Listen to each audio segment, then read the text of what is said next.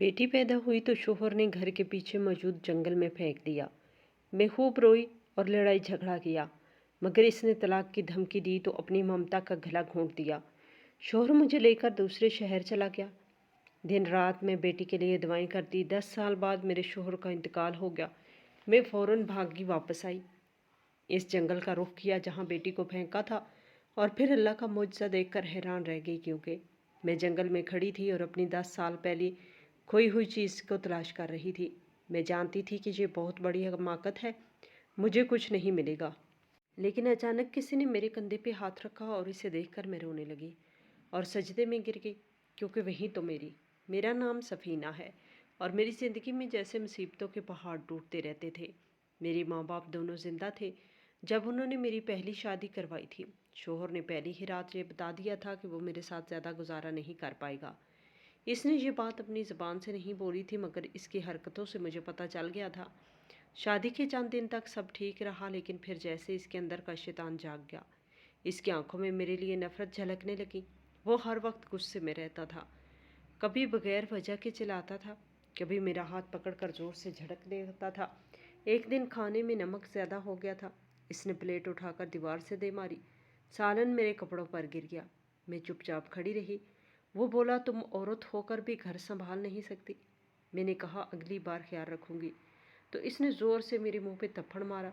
मेरी आंखों के सामने अंधेरा छा गया। इसकी माँ ने आकर कहा कि सफ़ीना को समझाओ कि यहाँ अपनी मर्जी नहीं चलेगी। मैंने ज़ब्त किया और ख़ामोशी से किचन में चली गई। रात को जब सब सो गए तो मैं अकेली अंधेरे में बैठकर रोई। मैंने अल्लाह से दुआ की कि या अल्लाह मेरे नसीब बदल दे। एक रात वो नशे की धुत घर आया। दरवाज़ा ज़ोर ज़ोर से पीटने लगा। मैंने घबरा कर दरवाज़ा खोला तो वो अंदर आया और मुझे धक्का देकर फर्श पर गिरा दिया।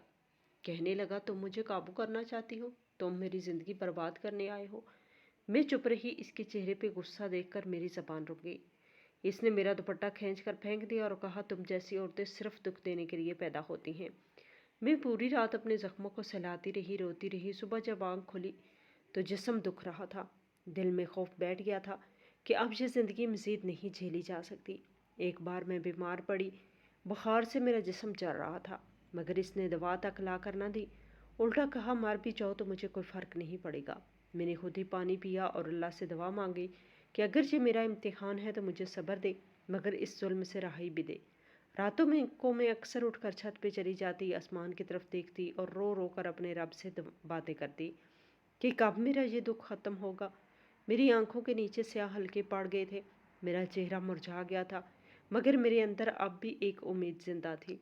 मैंने सोचा कि शायद अगर मैं ज़्यादा फर्माबरदार बन जाऊं तो वो बदल जाए, मगर वो हर दिन पहले से ज़्यादा सख्त हो जाता था। एक दिन इसने मेरी चोटों पर हंसते हुए कहा कि तुम औरतें सिर्फ रोने के लिए ही बनी हो। इस दिन मेरे दिल का आखिरी सब्र भी टूट गया था। मैंने फैसला कर लिया कि अब ये सब ख़त्म करना है। सुबह फजर के वक्त मैंने अपना थोड़ा सा सामान उठाया, घर से बाहर निकल गई। मैं जानती थी कि पीछे सब मुझे कोसेंगे, मगर अगर मैं वहाँ रहती तो अपनी सांसों से हाथ धो बैठती। मैं सीधी अपने माँ बाप के घर गई। उनके सामने सच कह दिया। उनकी आंखों में आंसू आ गए, मगर उन्होंने कुछ नहीं कहा, क्योंकि वो जानते थे कि मैंने बहुत कुछ सह लिया था। ये सब कुछ बताने में जितना मुख्तसर हो रहा है, आसान लगना झेलने में इतना ही ज़्यादा मुश्किल था। कहानी सुनाते हुए तो ये सब कुछ 4-5 लाइनों में इससे मिट गया, लेकिन असल नहीं। मेरी ज़िंदगी में ये लम्हे कितने लंबे और कितने मुश्किल थे मैं जानती थी। माँ बाप तो यही चाहते थे कि बेटी का घर बसा रहे। बेटियाँ अपने घर में ही अच्छी लगती हैं। लेकिन बाबा को जब मैंने सिर्फ 2-4 ऐसी बातें बताई जो बताने के काबिल थी, तो इस पर ही इनका दिल भर आया। वो कहने लगे कि तुम इस शख्स से अपनी राहें अलग कर लो। सारी ज़िंदगी के रोने से बेहतर है कि एक ही दफ़ा रो लो, हम तुम्हारे साथ हैं।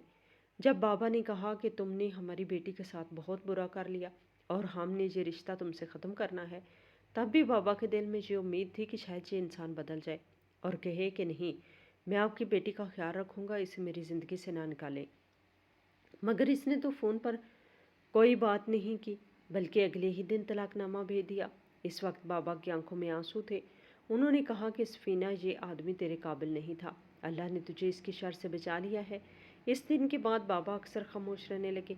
इनके चेहरे पर दुख और थकन एक साथ नज़र आती थी, मगर वो हमेशा मेरे सामने हिम्मत वाले बनकर खड़े होते थे।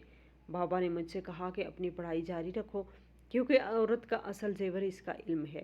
میں نے اس کی بات مانی اور دوبارہ اپنی تعلیم شروع کر دی۔ میں گھر کے کام بھی کرتی تھی اور پڑھائی بھی ساتھ ساتھ کرتی تھی۔ میں چاہتی تھی کہ بابا کو مجھ پہ فخر ہو، مگر وقت کے ساتھ ساتھ ان کی صحت خراب ہونے لگی۔ وہ اکثر سینے پہ ہاتھ رکھ کر بیٹھ جاتے تھے اور کہتے تھے سفینہ اگر میں نہ رہا تو اپنی ماں کا خیال رکھنا۔ میں روتی تھی اور کہتی تھی بابا ایسی باتیں نہ کریں، مگر ایک دن وہ سچ مچ چلے گئے۔ ان کی موت نے میری دنیا اجاڑ دی تھی۔ بابا کے جانے کے بعد ماں بہت بیمار رہنے لگی۔ ان کے چہرے کی چمک ماند پڑ گئی تھی۔ وہ اکثر رات کو اٹھ کر بیٹھ جاتی تھی اور کہتی تھی سفینہ مجھے لگتا ہے کہ میں بھی اب زیادہ دن نہیں رہوں گی۔ پھر روتے ہوئے بولتی تھی تجھے اکیلا کیسے چھوڑوں؟ اگر مجھے کچھ ہو گیا تو تیرا کیا ہوگا؟ میں ان کے قدموں میں سر رکھ کر کہتی تھی کہ ماں تمہارے ہوتے ہوئے مجھے کسی چیز کا ڈر نہیں، لیکن دل کے اندر ایک خوف تو بس گیا تھا کہ اگر ماں بھی چلی گئی تو میرا کیا ہوگا؟ آخر کار ماں کے کہنے پر 4 سال بعد میں نے دوسری شادی کے لیے ہاں کر دی۔ ماں نے ان لوگوں سے جھوٹ بولا کہ میری پہلی شادی ہے۔ میں نے بھی کچھ نہیں کہا کیونکہ میں جانتی تھی اگر یہ سچ بتا دیا تو کوئی رشتہ نہیں آئے گا، اور ماں کی خواہش تھی کہ وہ مجھے پھر سے آباد دیکھیں۔ میری دوسری شادی ایک شخص اکرم سے ہوئی۔ وہ بظاہر سیدھا سادہ لگتا تھا مگر وقت نے بتایا کہ وہ اندر سے بہت مختلف تھا۔ میں دبلی پتلی تھی اور میری کوئی اولاد بھی نہیں تھی، مگر پھر بھی جھوٹ تو جھوٹ ہوتا ہے۔ شادی کے کچھ ہی دن بعد اکرم کو کہیں سے پتہ چل گیا کہ میری پہلے شادی ہو چکی ہے۔ اس دن شام کو وہ چپ چاپ بیٹھا رہا۔ میں نے پوچھا کیا ہوا ہے تو اس نے بولا مجھ سے جھوٹ کیوں بولا؟ میں نے روتے ہوئے کہا کہ یہ میری ماں کا فیصلہ تھا۔ وہ چاہتی تھی کہ میں ایک نئی زندگی شروع کروں، مگر اکرم نے میری بات کا یقین نہیں کیا۔ اس نے کہا میں تجھے اپنی زندگی سے نکال دوں گا۔ لیکن اسی دن ماں کا انتقال ہو گیا۔ میں دنیا کی سب سے تنہا عورت بن گئی تھی۔ ماں کے جانے کے بعد اکرم نے اپنا فیصلہ بدل دیا، لیکن اس کا یہ فیصلہ اس لیے نہیں بدلا کہ اسے مجھ پر ترس آ گیا تھا، بلکہ اس لیے کہ اسے پتا تھا کہ اب میں بالکل بے بس ہوں۔ اب میرے پاس کوئی سہارا نہیں اور ایک بے بس عورت پر حکم چلانے کا اپنا ہی مزہ ہے۔ واقعی وہ ایسے ہی کرتا تھا۔ اس نے مجھے اپنی بیوی سے زیادہ ایک نوکرانی بنا لیا تھا۔ میں صبح سے رات تک کاموں میں لگی رہتی تھی، کھانا پکاتی، برتن دھوتی، کپڑے استری کرتی اور وہ آرام سے بیٹھا رہتا تھا۔ اگر کبھی میں تھک کر بیٹھ جاتی تو وہ کہتا کہ تمہیں کھانا پہننے کو مل رہا ہے، یہی تمہارا انعام ہے۔ میں سوچتی تھی کہ میری قسمت اتنی بری کیوں ہے؟ مجھے دونوں ہی بار ایسے آدمی کیوں ملے؟ کیا دنیا میں سارے مرد برے ہیں؟ مگر پھر دل میں بابا کی یاد آتی تھی۔ وہ بھی تو ایک مرد تھے، مگر وہ تو بہت نیک تھے، اپنی بیوی کے لیے محبت بھرا دل رکھتے تھے۔ مجھے سمجھ نہیں آتا تھا کہ کیوں میری زندگی ہمیشہ دکھوں سے بھری رہتی ہے۔ ایک دن اکرم نے مجھ سے کہا کہ 1 سال کا وقت ہے تیرے پاس، اگر اس دوران تیرے ہاں اولاد نہ ہوئی تو مجھے تجھے طلاق دے دوں گا۔ اس نے یہ بات میرے دل کو چیر گئی۔ میں کئی راتیں جاگتی رہی، سوچتی رہی کہ اگر مجھے دوسری بار بھی طلاق ہو گئی تو پھر میرا کیا ہوگا؟ ایک عورت جب اکیلی ہو جاتی ہے تو دنیا اسے جینے نہیں دیتی، کوئی اس کی بات نہیں سنتا، کوئی اس کا دکھ نہیں سمجھتا۔ میں ہر دن خوف میں گزارتے ہوئے اللہ سے دعا کرتی تھی کہ وہ مجھ پہ رحم کرے۔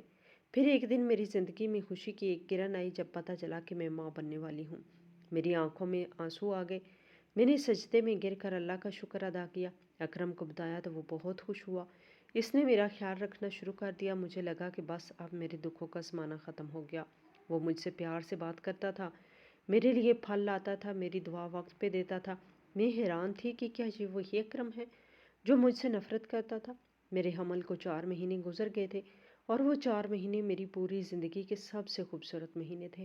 میں دن رات اللہ کا شکر ادا کرتی تھی کہ اس نے میرے اندھیرے میں روشنی بھری تھی۔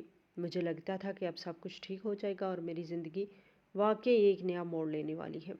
4 مہینے کا میرا حمل تھا، لیکن اس میں ایک دفعہ بھی مجھے اکرم ڈاکٹر کے پاس نہیں لے کر گیا تھا۔ اس کا کہنا تھا کہ ڈاکٹر الٹے سیدھے مشورے دیتے ہیں، اپنے پیسے بنانے کے لیے دوائیاں چلاتے ہیں، جب تمہیں کوئی مسئلہ نہیں تو کیا ضرورت ہے؟ مجھے واقعی کوئی مسئلہ نہیں ہو رہا تھا، بس وہی سب کچھ ہو رہا تھا جو حمل میں نارمل ہوتا ہے، جیسے دل خراب ہونا، کمزوری محسوس ہونا یا کبھی کبھی چکر آنا۔ اسی لیے میں بھی مطمئن تھی اور سوچتی تھی کہ شاید وہ ٹھیک ہی کہتا ہے، ڈاکٹر بلا وجہ پریشان کرتے ہیں۔ میں دن رات گھر کے کام بھی کرتی تھی اور اپنی حالت کا خیال بھی رکھتی تھی۔ کبھی کبھی دل چاہتا کہ کوئی میرا حال پوچھے، مگر وہ ہمیشہ اپنے دوستوں کے ساتھ وقت گزارتا تھا۔ پھر جیسے ہی 5واں مہینہ ختم ہوا تو اچانک اس نے کہا چلو تمہیں ڈاکٹر کے پاس لے کر جانا ہے۔ میں نے کہا مجھے تو کوئی مسئلہ نہیں۔ تو اس نے سخت لہجے میں کہا تمہیں مسئلہ ہو یا نہ ہو، میں نے کہا ہے تو اب چلو۔ مجھے لگا شاید واقعی وہ میری فکر کر رہا ہے، مگر جب ہم ہسپتال پہنچے تو جلدی سمجھ آ گیا کہ اس کی نیت کچھ اور ہے۔ وہ بار بار مجھے کہتا رہا کہ ڈاکٹر سے کہنا کہ الٹرا ساؤنڈ لازمی کرنی ہے۔ جب ڈاکٹر آئی تو اس نے مجھ سے چند سوالات کیے اور پھر اکرم کو باہر انتظار کرنے کو کہا۔ جب وہ گیا تو میں نے ڈاکٹر سے کہا کہ مجھے تو کوئی تکلیف نہیں ہے۔ وہ کہنے لگی کہ پھر تمہارا شوہر کیوں اتنا ضد کر رہا ہے؟ میں نے آہستہ سے کہا شاید وہ جاننا چاہتا ہے کہ بچہ بیٹا ہے یا بیٹی۔ ڈاکٹر نے گہری سانس لی اور بولی کہ ایسے لوگ آج بھی ہیں جو بیٹیوں سے نفرت کرتے ہیں۔ الٹرا ساؤنڈ کے دوران جب میں نے مشین پر دیکھا تو خاموش ہو گئی۔ میں نے ڈرتے ہوئے پوچھا کیا ہوا ڈاکٹر؟ بولی سفینہ تمہارے یہاں بیٹی پیدا ہونے والی ہے۔ میرا دل دھک سے رہ گیا۔ میں نے روتے ہوئے کہا کہ اب کیا ہوگا؟ وہ تو کہتا تھا کہ اگر بیٹی ہوئی تو اسپتال میں ہی چھوڑ دوں گا۔ ڈاکٹر نے افسوس سے مجھے دیکھا اور بولی دیکھو تمہارا شوہر بہت خطرناک سوچ رکھتا ہے، تمہیں سمجھداری سے کام لینا ہوگا۔ میں نے روتے ہوئے کہا کہ آپ میری مدد کریں۔ وہ بولی میں صرف اتنا کر سکتی ہوں کہ اس سے جھوٹ بول دو کہ بیٹا ہونے والا ہے۔ اگر میں کہوں گی کہ ابھی پتہ نہیں چل رہا تو وہ دوبارہ لے کر آئے گا، اور اگر کسی اور ڈاکٹر نے چیک اپ کر لیا تو بات کھل جائے گی۔ اگر میں اسے یقین دلا دوں کہ بیٹا ہے تو شاید وہ دوبارہ نہ لائے، مگر بعد میں تمہیں خود ہی سامنا کرنا ہوگا۔ میں نے روتے ہوئے کہا کہ آپ اسے یہی بتا دیں کہ بیٹا ہونے والا ہے تاکہ مجھے کچھ وقت مل جائے سوچنے کا، نہیں تو یہ میرا کچھ نہ کچھ بگاڑ دے گا۔ ڈاکٹر نے میری حالت دیکھی اور آہستہ سے بولی ٹھیک ہے، مگر یاد رکھنا سفینہ تمہیں اپنی حفاظت خود کرنی ہے۔ میں نے سر ہلا دیا اور چپ چاپ لیٹی رہی۔ جب ڈاکٹر باہر گئی تو اس نے اکرم سے کہا کہ مبارک ہو، بیٹا ہونے والا ہے۔ وہ خوشی سے اچھل پڑا۔ اس کے چہرے پر پہلی بار مسکراہٹ دیکھی۔ اس نے کہا دیکھا میں نے کہا تھا نا، اللہ مجھے بیٹا ہی دے گا۔ پھر وہ مجھ سے پیار سے پیش آنے لگا۔ اگلے دنوں میں اس کا رویہ بالکل بدل گیا۔ وہ میرا بہت خیال رکھنے لگا، میرے لیے کھانے کی چیزیں لاتا تھا، کبھی پھل کبھی جوس، مگر اس کے ساتھ ساتھ وہ ہر وقت مجھ پہ نظر بھی رکھتا تھا۔ میں اگر فون استعمال کرتی تو پوچھتا کہ کس سے بات کر رہی ہو، اگر کھڑکی سے باہر دیکھتی تو کہتا کس کا انتظار کر رہی ہو۔ اس نے میرے ہاتھ میں 1 روپیہ تک نہیں دیا تھا۔ میں نے دل میں سوچا اگر تھوڑے پیسے جمع کر لوں تو اگر کبھی اس نے مجھے چھوڑ دیا تو میں اپنی بیٹی کو لے کر کہیں نکل جاؤں گی، مگر اس نے ایسا بھی موقع نہیں دیا۔ میں ہر دن اللہ سے دعا کرتی کہ میری بیٹی سلامت پیدا ہو۔ وقت تیزی سے گزرنے لگا اور اب میرا ڈیلیوری کا وقت قریب آ گیا۔ راتوں کو جاگ کر اپنی ماں کو یاد کرتی تھی۔ دل میں خوف ہوتا تھا کہ اگر بچی ہوئی تو وہ کیا کرے گا، لیکن پھر خود کو دلاسا دیتی تھی کہ اللہ سب ٹھیک کر دے گا۔ میرا پیٹ بہت بھاری ہو گیا تھا، چلنا مشکل ہوتا تھا، مگر اکرم کو بس اس بات کی فکر تھی کہ جلدی سے بیٹا پیدا ہو تاکہ اپنے دوستوں کے سامنے فخر سے کہہ سکے کہ میرا وارث آ گیا ہے۔ میں روز رات کو اللہ سے رو رو کر دعا مانگتی تھی کہ میری اولاد چاہے بیٹی ہو یا بیٹا بس زندہ اور سلامت ہو، کیونکہ ماں کے لیے اولاد سے بڑھ کر کوئی چیز نہیں ہوتی۔ مجھے نہیں معلوم تھا کہ وہ دن آنے والا ہے جب میری زندگی ایک بار پھر سے بدلنے والی تھی۔ میرا وقت قریب آ گیا تھا۔ میں دل ہی دل میں سوچ رہی تھی کہ وہی والی ڈاکٹر ہوگی جس نے میری مدد کی تھی۔ میں اسے کہوں گی کہ کسی بھی طرح میری بیٹی کو بچا لے۔ لیکن جب ہسپتال پہنچی تو پتہ چلا کہ وہ ڈاکٹر اب یہاں نہیں ہے، وہ اپنی تعلیم کے لیے باہر کے ملک چلی گئی تھی۔ میری جان جیسے نکل گئی تھی۔ اب میرے سامنے کوئی اور ڈاکٹر تھی جو دیکھنے میں سخت مزاج اور بدتمیز لگ رہی تھی۔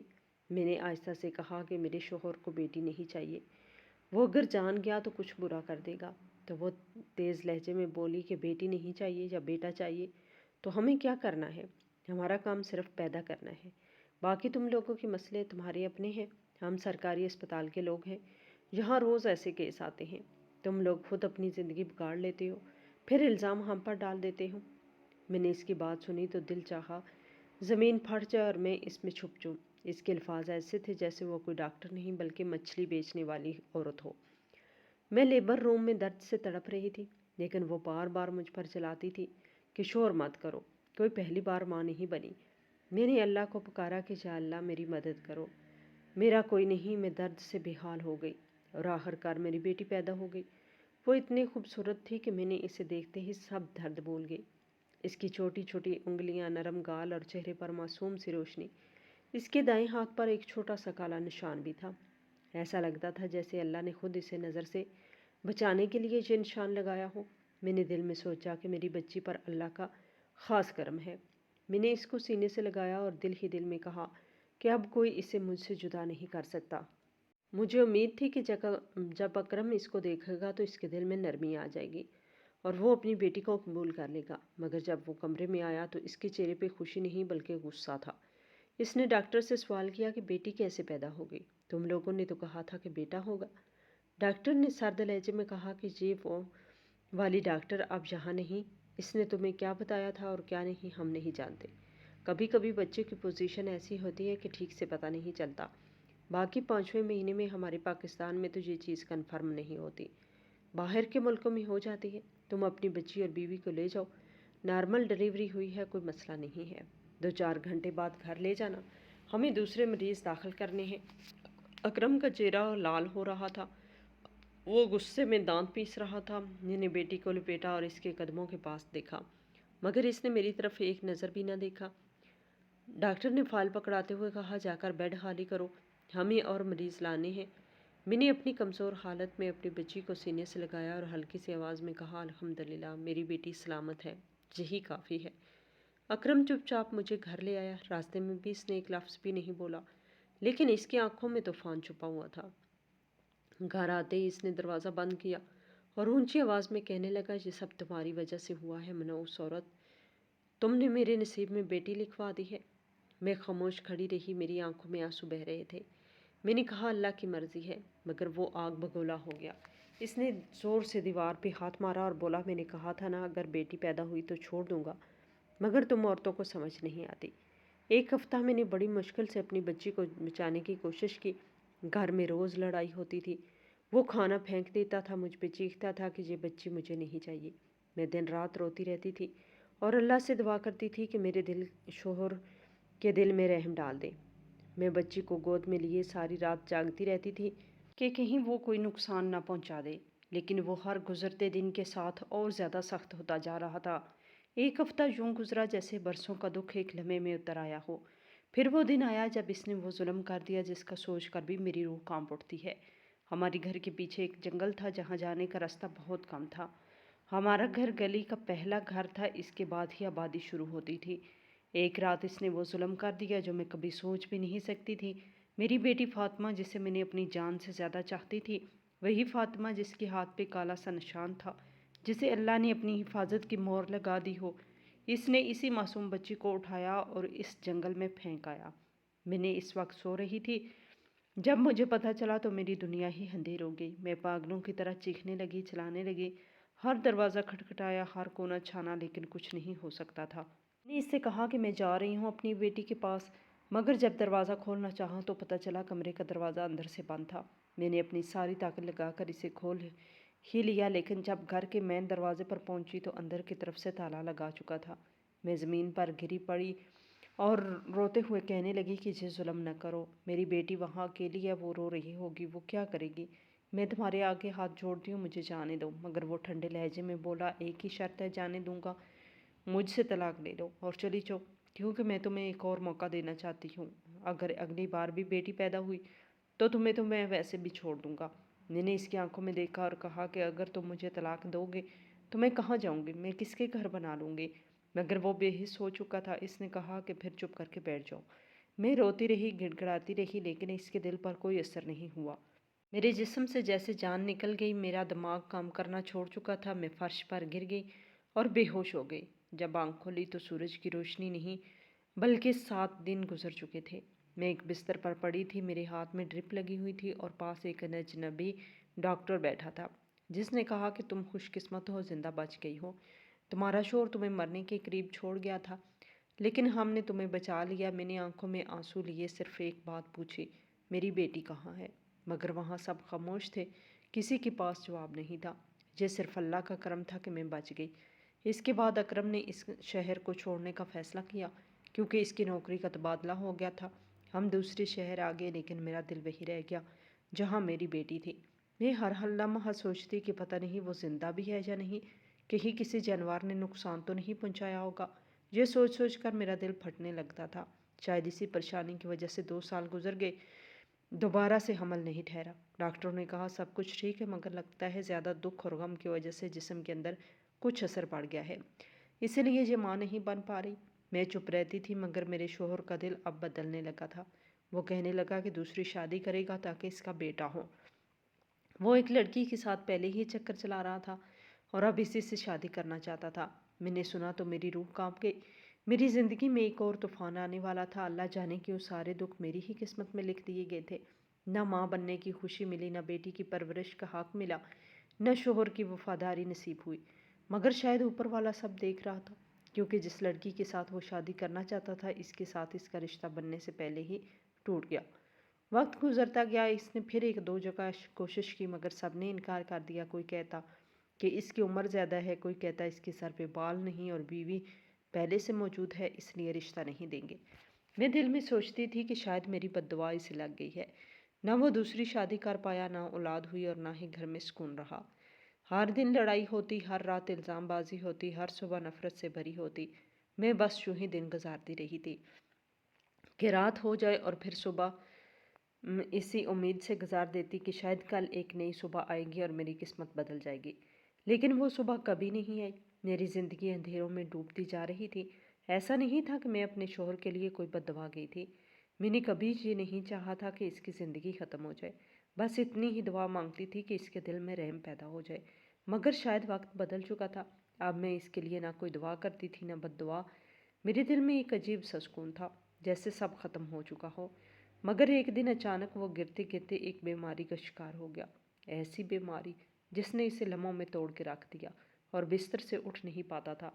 بولنے کی کوشش کرتا تو آواز گلے میں اٹک جاتی اور صرف اشاروں سے بات کرنے کی کوشش کرتا۔ اور پھر ایک دن اچانک اس نے بڑی مشکل سے اپنی زبان سے چند الفاظ نکالے کہ بیڈ کے پیچھے الماری ہے۔ بیڈ کے پیچھے الماری ہے۔ میں سمجھی نہیں کہ وہ کیا کہنا چاہ رہا ہے۔ میں نے اسے کئی بار پوچھا، مگر وہ صرف وہی الفاظ دہراتا رہا، بیڈ کے پیچھے الماری ہے۔ میں حیران تھی کہ اس کی بات کا مطلب کیا ہے۔ جب وہ اپنی آخری سانسیں لے رہا تھا تو میں نے پانی پلانے کی کوشش کی، لیکن وہ پانی نہیں پی سکا اور چند لمحوں بعد وہ چلا گیا۔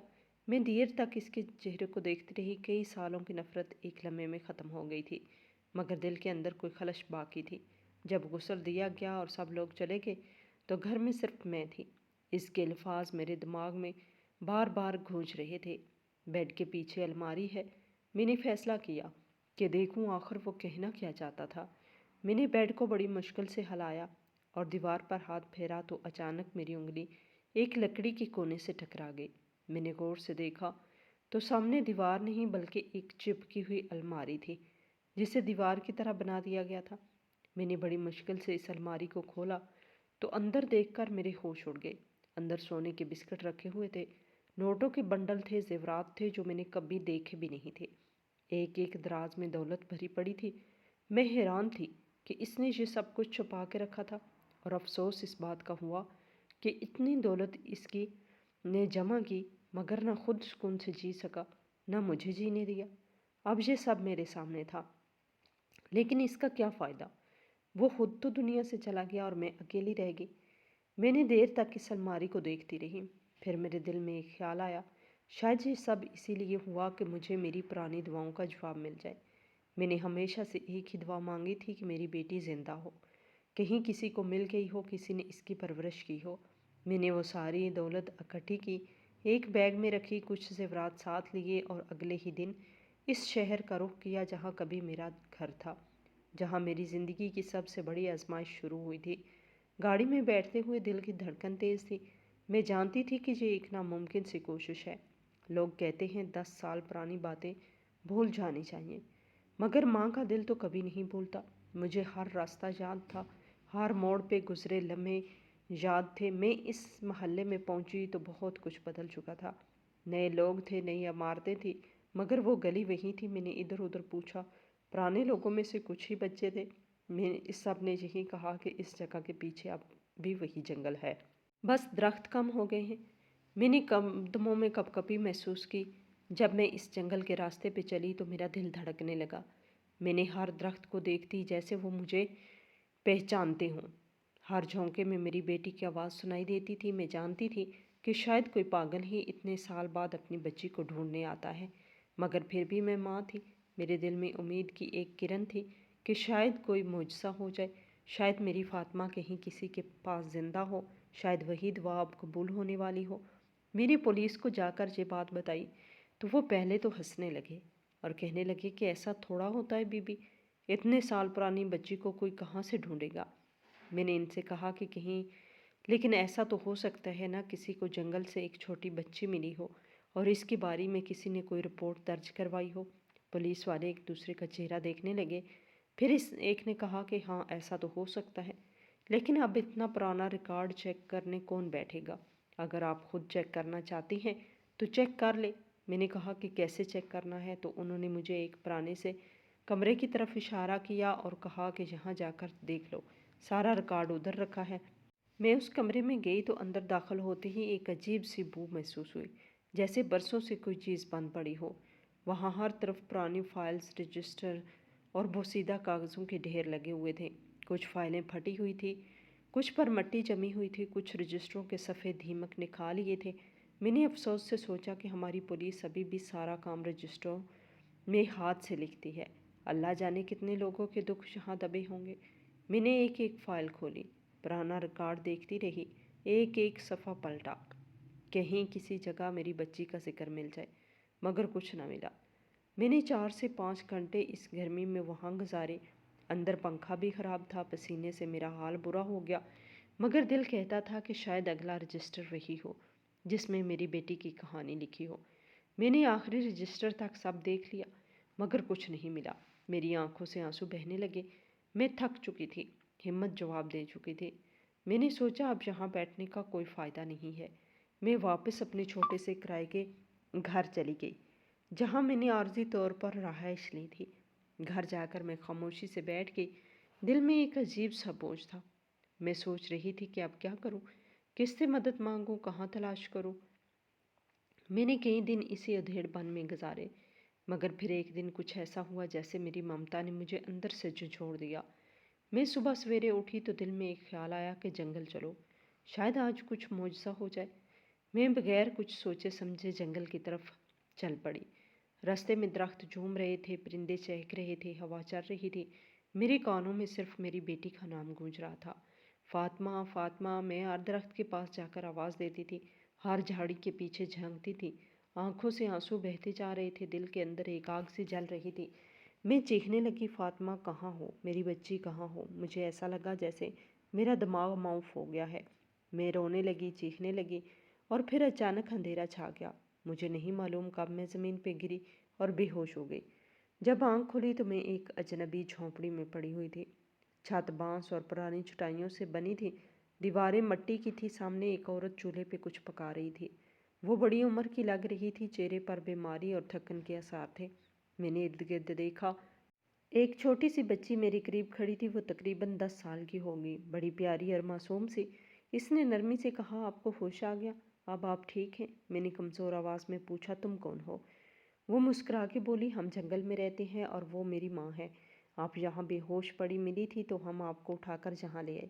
تھوڑی دیر بعد وہ عورت بھی میرے قریب آ گئی، اس کی چہرے پر ماں جیسا سکون تھا۔ اس نے کہا کہ ہاں، میری بیٹی نے بتایا کہ تم جنگل میں گری ہوئی تھی، ہم تمہیں گھر لے آئے۔ کہاں سے آئی ہو تم اور ایسے کیسے بے ہوش ہو گئی؟ کہاں جانا ہے تمہیں؟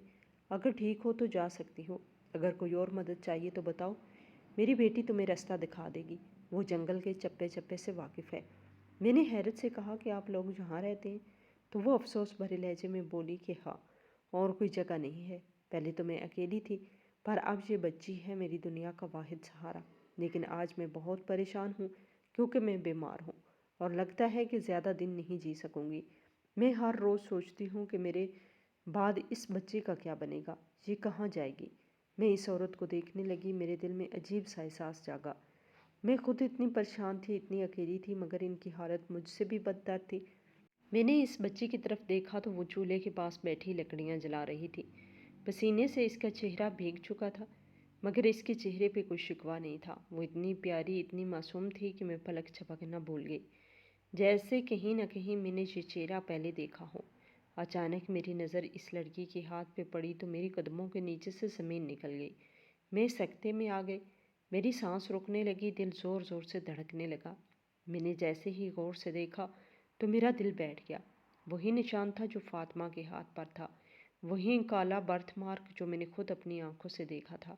جب وہ پیدا ہوئی تھی میرا دل میں کانپنے لگی، میرا جسم لرزنے لگا، آنکھوں سے آنسو بہنے لگے۔ میں نے خود کو سنبھالا اور اس کے قریب جا کر اس کا ہاتھ پکڑ لیا اور چیخ کر کہا، تم میری بیٹی ہو، تم میری فاطمہ ہو، تم میری اپنی ہو۔ میری آنکھوں سے آنسو ٹپکنے لگے۔ میں نے اسے زور سے گلے لگا لیا اور اس کا چہرہ چوما، اس کا ماتھا چوما، بار بار اللہ کا شکر ادا کرنے لگی۔